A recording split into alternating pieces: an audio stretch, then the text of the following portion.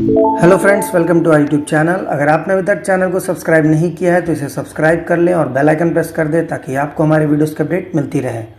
तो चलिए शुरू करते हैं इसी के साथ आज का अपना वीडियो। तो हमारा वीडियो है जीएस टेस्ट पेपर 177 और आज का हमारा पहला क्वेश्चन है, increase is absolute and per capital real GNP do not connote a higher level of income development if।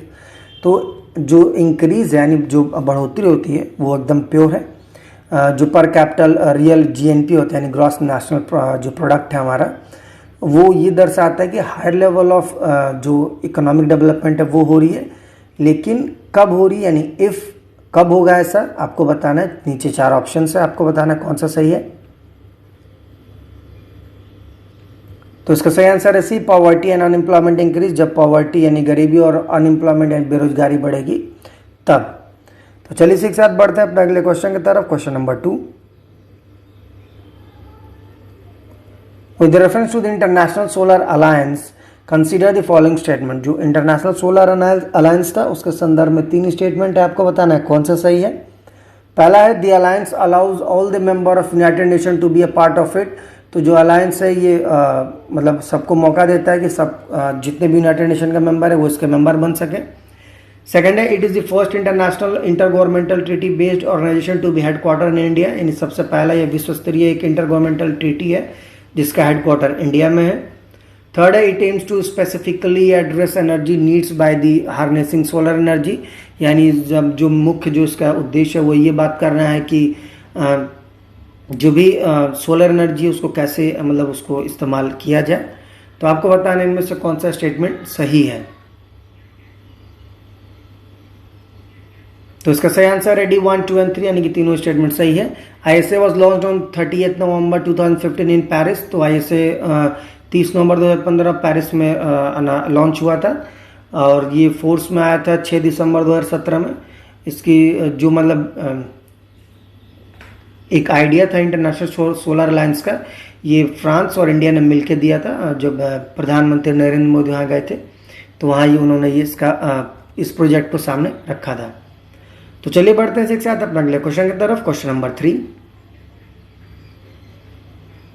Which among the following statement is or are correct with reference to the ozone layer depletion. तो जो ozone layer depletion है उसके संदर्भ में कौन सा statement सही है आपको बताना है। पहला, it is a process of thinning of ozone layer in the tropospheric region of the atmosphere. यानी जो ओजोन लेयर है उसका पतला होना ट्रोपोस्फेरिक रीजन में एटमॉस्फेयर में। सेकंड है, formation of chlorine sinks during the summer season speed ups the process of depletion. यानी जो जब क्लोरीन की मात्रा ज़्यादा बढ़ जाती है समर सीजन में तो उस समय जो ओजोन डिप्लीशन है बढ़ जाता है। थर्ड है, it affects the reproductive cycle of phytoplanktons on in the ocean. यानी जो फाइटोप्लैंक्टन्स का रिप्रोडक्टिव जो साइकिल है यानी उनके बढ़ने का जो साइकिल है उनको अफेक्ट करता है यानी उनको किसी तरीके से चेंजेस लाता है। तो आपको बताना है इनमें से कौन सा स्टेटमेंट सही है। तो इसका सही आंसर है सी, 3 ओनली। फर्स्ट एंड सेकंड गलत है। सबसे पहले तो ओजोन लेयर ट्रोपोस्फेयर में नहीं बल्कि स्ट्रेटोस्फेरिक रीजन में पाया जाता है और ओजोन लेयर होता है this is a condition does not lead to ozone depletion in the summer season.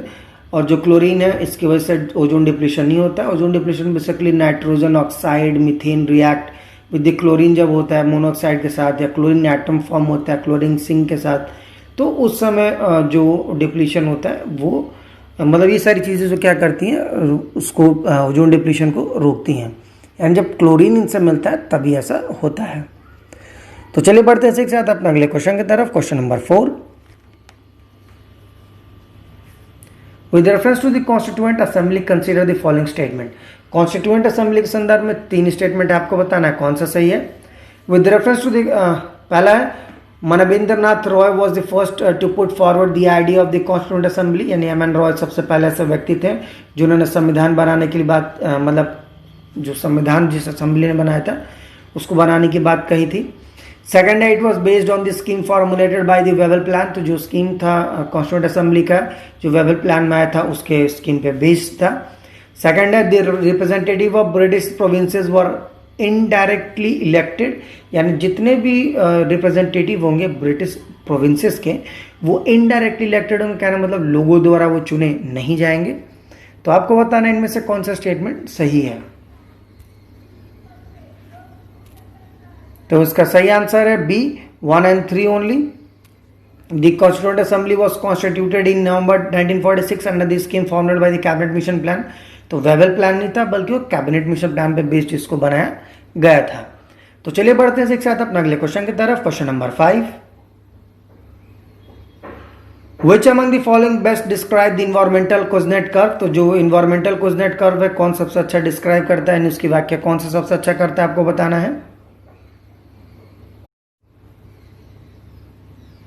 तो उसका सही आंसर है B, there is an inverted U shape relationship between the pollution and per capita income. जो inverted U shape होता है, उल्टा जो you होता है, तो वो जो पॉल्यूशन है यानी जो गंदगी है उसको और पर कैपिटा इनकम का जो रिलेशनशिप जब प्रेजेंट करता है इन्वर्टेड यू के साथ, उसको कुज़नेट कर्व बोलते हैं। तो चलिए बढ़ते हैं एक साथ अपने अगले क्वेश्चन की तरफ। Question number 6,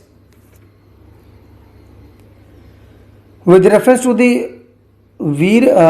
वीरशैविज्म sect consider the following statement. तो वीरशैविज्म जो सेक्ट था उसके संदर्भ में 3 स्टेटमेंट आपको बताना कौन सा सही है।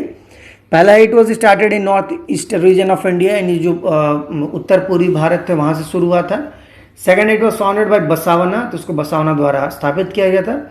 थर्ड है, it oppose the rigid practice of the prevalent caste system, तो जो एक कास्ट सिस्टम था, जाति वाला था, जात सिस्टम थी बेसिकली कह सकते हैं इसको, तो उसका ये अपोज करता था, यानी उसका ये विद्रोह मतलब विरोध करता था।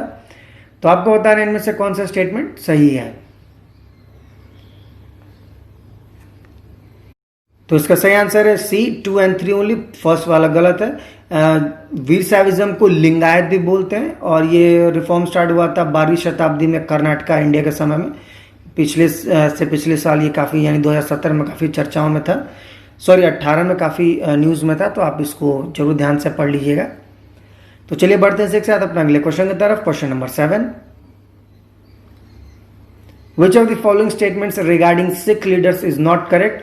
सिख समुदाय के जो लीडर थे उनके संदर्भ में कौन सा स्टेटमेंट सही नहीं है, आपको बताना है। तो इसका सही आंसर है C, the institution of guruship constituted even after death of Guru Gobind Singh. तो जो गुरुशिप था यानी गुरु शिष्य वाला जो सिस्टम था वो गुरु गोविंद सिंह के मरने के बाद भी ये चलता रहा। तो चलिए एक साथ बढ़ते हैं अपने अगले क्वेश्चन की तरफ। Question number 8, in the geological time scale arrange the given eras from earliest to the latest। तो अगर ज्योग्राफिकल टाइम स्केल की बात करें यानी जो बेसिकली इतिहास की बात करें, तो सबसे पहले कौन आया था फिर उसके बाद कौन आया था, इस तरह से आपको अरेंज करना है। आपके ऑप्शन पहला है प्री कैम्ब्रियन, सेकंड है पैलेजोइक, थर्ड है मेसोजोइक और फोर्थ है कैनोजोइक। तो इसका सही आंसर है बी 1, 2, 3 and 4 ओनली। सबसे पहले प्री कैम्ब्रियन पीरियड है, फिर पैलेजोइक, फिर मेसोजोइक और तब आता है आपका सिनोजोइक। बेसिकली आपको ये जो एक टेबल के फॉर्म में क्लास 11 की जो ज्योग्राफी की बुक है उसमें आपको ये मिल जाएगी। आप जो उसमें बहुत ध्यान से जरूर पढ़ लीजिएगा, क्योंकि अक्सर जो स्टेट PCS वगैरह एग्जाम होते हैं उनमें काफ़ी ये पूछते हैं। तो चलिए बढ़ते हैं एक साथ अपने अगले क्वेश्चन की तरफ। Question number 9, the term cooperatives can be found in which of the following part और पार्ट्स ऑफ द कॉन्स्टिट्यूशन। जो कोऑपरेटिव्स हैं तो ये किस संविधान के किस पार्ट में पाए जाते हैं। आपका ऑप्शन पहला है पार्ट 3, सेकंड है पार्ट 2 और थर्ड है पार्ट 9B।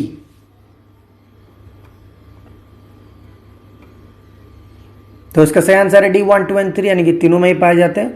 पार्ट 3 में आर्टिकल 19(1)(c) जो सेकंड पार्ट है उसमें दिया गया है। पार्ट 4 में आर्टिकल 43(b) है। वहीं पार्ट 9 की बात करें 9B की, तो उसमें 243(z)(J), सेकंड है 243(Zm), ZR एंड ZT। ये चारों आर्टिकल में कोऑपरेटिव सोसाइटी का जिक्र जरूर में मिल जाएगा। तो चलिए एक साथ बढ़ते हैं अपने अगले और आखिरी क्वेश्चन की तरफ। Question number 10, the term inflationary gap refers to the difference. तो जो इन्फ्लेशनरी गैप होता है ये क्या दिखाता है आपको, क्या किस दोनों चीज़ों की डिफरेंस दिखाता है, आपको बताना है।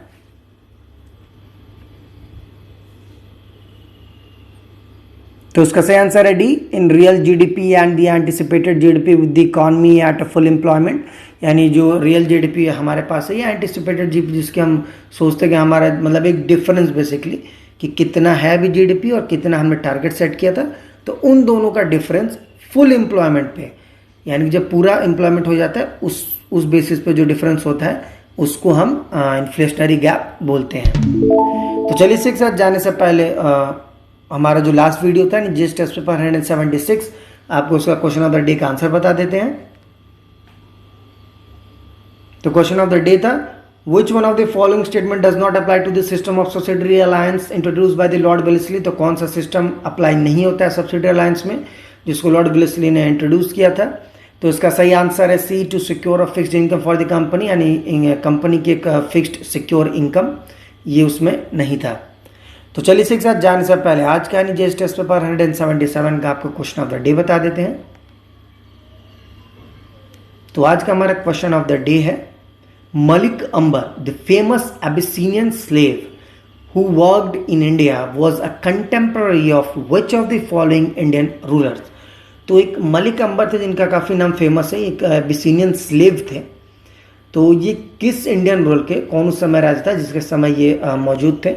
आपके ऑप्शन है ए अकबर, बी औरंगजेब, सी मोहम्मद बिन तुगलक और डी अलाउद्दीन खलजी। तो फ्रेंड्स इसी के साथ आज का हमारा वीडियो समाप्त होता है। जाने से पहले अगर आपको हमारे वीडियो अच्छा लगा हो तो इसे लाइक करें, शेयर करें और हमारे चैनल को जरूर सब्सक्राइब करें।